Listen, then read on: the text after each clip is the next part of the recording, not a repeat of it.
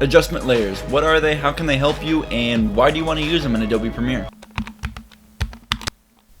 Dope. What's poppin', everyone? My name is Danny Matthews. Today I'm going to be going over what adjustment layers are and how they can be helpful for you in Adobe Premiere. So let's jump into Adobe Premiere. For reference in Premiere, my timeline is here, my toolbar is here, here's my source panel, my project and effects windows are going to be here.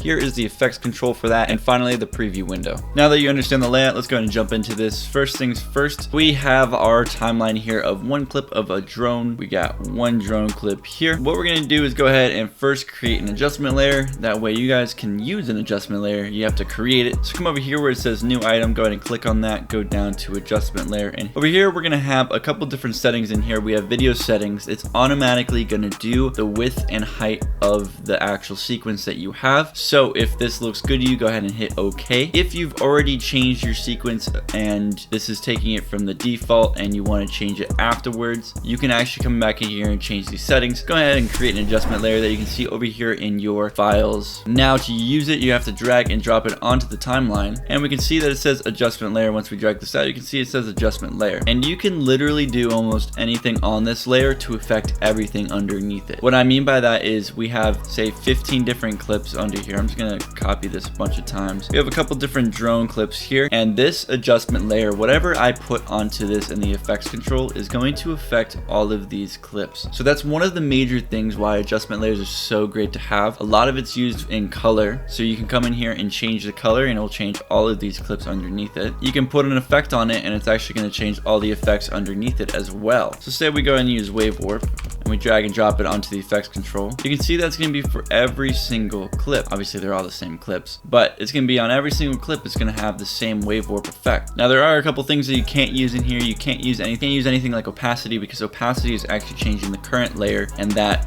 obviously just makes it disappear. And the reason adjustment layers are so powerful is because it allows you to create different looks and different feels without going to each individual clip and changing everything. So say you have one look, you're doing a color grade and you have one look here, and you want to go ahead and just test out the different looks, but you're not sure which one you want. You can go ahead and just disable these, and you have this one look. You're like, you know what, I'm gonna go ahead and check out what this looks like, and you can have different effects on these, like I said, and you can minimize them or you can show them, and it's all just within the adjustment layer, so it's not going to affect any of your footage directly. Say you take out some of the clips or whatever, all the effects are going to just sit there on the adjustment layer. Another useful thing for adjustment layers, I like to use it sometimes. You definitely don't have to use it ever, but what I like to do is actually coming in here and changing the color of the adjustment layer by right clicking and coming to label and go ahead and just switch it to a different color. Say we do rose, and you can see that now we can actually like color code some sequences. So say this whole sequence here is like the action sequence. I create another adjustment layer where I can go ahead and create this as the romantic